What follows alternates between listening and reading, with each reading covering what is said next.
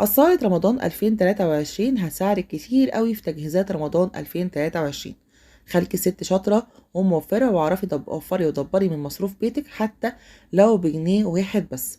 واعرفي كمان ازاي تظبطي الميزانية بتاعتك. هقولك على افكار كتيرة قوي تقدري تستغلي فيها الحصالة ديت. بس قبل اي حاجة لازم نقول اللهم صل وسلم وبارك على سيدنا محمد وعلى آل سيدنا محمد وعلى اصحابه اجمعين. تاني حاجة بقى، لو انت لسه جديدة في القناة وشايفه ان القناه ممكن تفيدك، فمتبخليش عليا باللايك الحلو بتاعك والاشتراك في القناه وتفعيل الجرس عشان يوصلك مني كل جديد فضلا وليس امرا. نبدا ونقول بسم الله الرحمن الرحيم. الحصاله بتاعتي كده شكلها ملخبط صح؟ ايوه. الحصاله دي اول ظهور ليها معايا على القناه كانت في فيديو 10 افكار للتوفير. كان تاريخ نزوله على القناه 21/7. تقدروا ترجعوا له وتشوفوا الحصاله فيها كان شكلها عامل ازاي. اللي حصل لها ان الحصاله دي انا كنت فاكراها ان هي معدن من جوه، طلعت ان هي من جوه كرتون، وهفتحها لكم دلوقتي وهتشوفوها من جوه. فاللي حصل معايا اول لما الحصاله اتملت، بدات ان انا اشيلها من مكانها، مثلا بحطها في مكان تاني عشان انضف مكانها، لان بحطها على السريحه لقيتها وقعت مني وكل الفلوس اللي فيها وقعت على الارض. بدات ان انا الم الفلوس وافكر ان انا استغلها تاني ازاي. جبت سكوتش من عندي وعملت يعني فيها من الجناب زي ما انتم شايفين كده بالسكوتش، وحطيتها تاني مكانها وبدات ان انا احوش فيها عادي. الحصاله دي كنت جايبها ب5 جنيه، فانا حرام عليا ان انا ارمي 5 جنيه على الارض، لا هحوش فيها هحوش فيها. هو ده التوفير، هو مش بخل.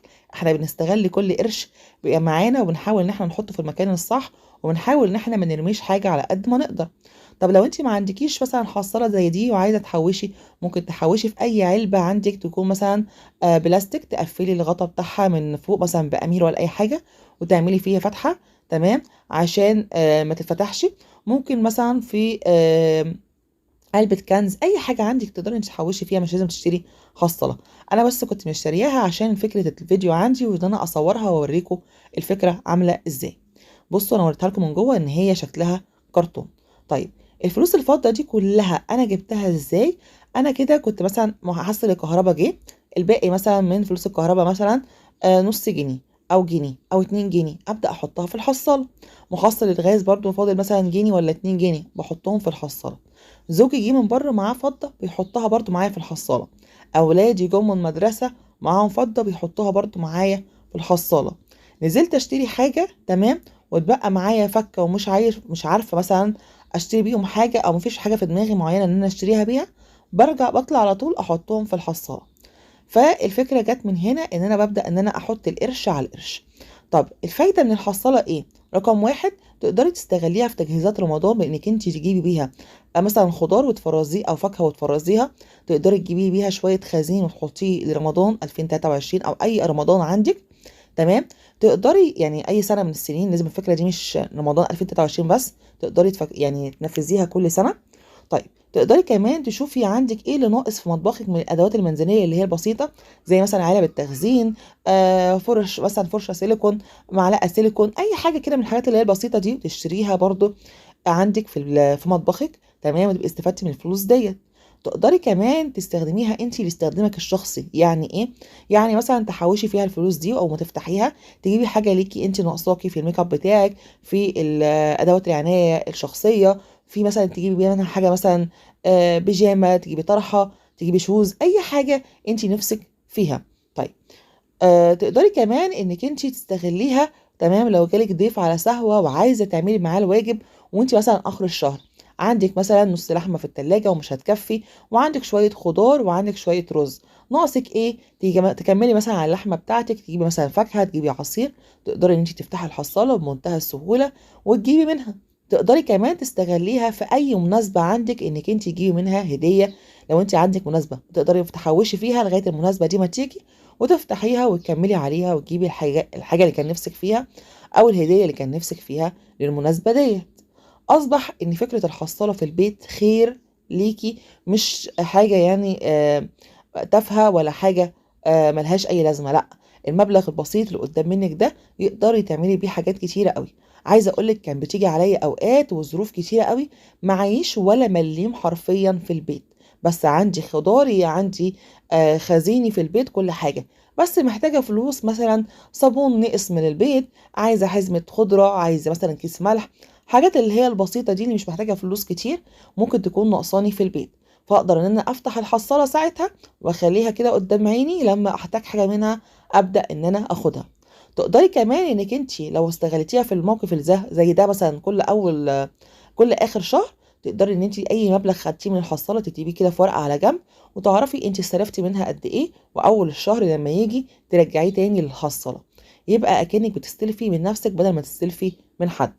خلاصة الموضوع يا بنات، ان يعني لو انت حاولتي انك انت توفري في بيتك كخزين وكفلوس، انت بتحسي ان انت قاعده مرتاحه وقاعده ما عندكيش ضغط، وهتحسي كده ان البيت فيه خير، البيت عمران. القرش على القرش بينفع. قالوها كده زمان في مقولة مش بحب أقولها كتير: القرش الأبيض بينفع في اليوم الأسود. دي حقيقة. القرش على القرش بيخليكي تحسي إنك انتي معاكي فلوس. أقولك على فكرة تانية خالص: لو انتي الفلوس دي انتي مش محتاجاها خالص في أي حاجة من اللي أنا قلتلك عليها، تقدري إن انتي تجمديها بإنك انتي وانتي نازلة السوق تاخدي الفلوس دي معاكي، أو تاخدي مثلا كل مرة مبلغ معين وتحطي مكانه مبلغ متجمد، تمام، وتنزلي السوق تصرفيهم في السوق.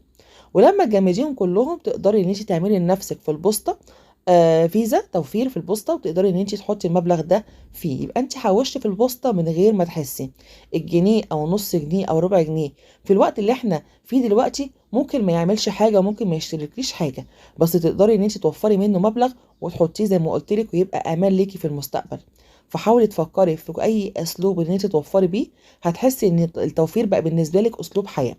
انا هنا كنت بعد معاكم الفلوس، هي الفلوس كانت عامله 174 جنيه 75 قرش، يعني 175 جنيه الا ربع، تمام.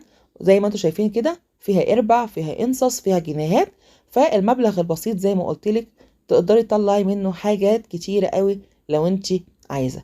خلي دايما لكل قرش قيمه. الفكره دي او المقوله دي سمعتها في فيديو اجنبي، تمام، كان مترجم بالعربي على الفيس: لكل قرش قيمه. فعلا لو عملتي لكل قرش قيمة هتعرفي ان انت تنجحي في حياتك. اوقات كتير قوي بنبقى محتاجين لجنيه او 2 جنيه ومبقاش لاقيينهم، لكن لو انت عرفتي تحافظي عليهم في الحاجة الصح هتعرفي ان انت توفري. هقولك على فكرة تانية حلوة كمان ممكن ان انت توفري منها وتحطي في الحصالة: زوجك الصبح وهو رايح الشغل بيبقى محتاج فطار، انت لو عملتي له فطار من قلب البيت ممكن ان انت تاخدي منه حق الفطار اللي هو هيصرفه بره وتحطيه في الحصالة. ساعات بعمل كده. ممكن اولادك كمان عايزين حاجه حلوه في اللانش بوكس بتاعهم، تقدري ان انت تعملها لهم في البيت بدل ما هم يشتروها من الفرن او يشتروها من السوبر ماركت، وتاخدي الفلوس ديت الفرق الحاجه ديت وتحطيها عندك في الحصاله. شفتوا معايا في فيديو المشتريات كنت جايبه دقيق بسبوسه ودقيق ذره وحاجات زي كده.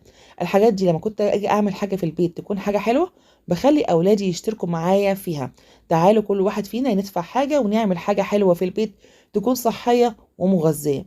الحاجه عندي في البيت انا عارفه، بس انا بعودهم ان هم بدل ما يشتروا من بره، لا، يحافظوا على صحتهم وياكلوا حاجه نظيفه في البيت. وانا ببقى استغليت القرش اللي معاهم دول اكنهم صرفوه بره في السوبر ماركت او في اي فرن، واخدهم منهم واحطهم في الحصاله. دي كانت الفكره معايا النهارده، يا رب تكون وصلتكم، ويا رب تكون الفكره مفيده بالنسبه لكم، ومكنش طولت عليكم الفيديو، بس كنت حابه دردش معاكم شويه واوريكم الحصاله زي ما انتوا طلبتوا مني ان انا افتحها معاكم واوريكم انا حوشت فيها ازاي. ده كان الفيديو بتاعي النهارده، يا رب يكون مفيد بالنسبه لكم. اشوفكم ان شاء الله على خير في فيديو جديد. انا هنا كنت برجع كل الفلوس كده مكانها في الحصاله عشان ابدا ان انا اركنها على جنب واخد منها وقت ما اكون عايزه. اشوفكم ان شاء الله على خير في فيديو جديد، والسلام عليكم ورحمه الله وبركاته.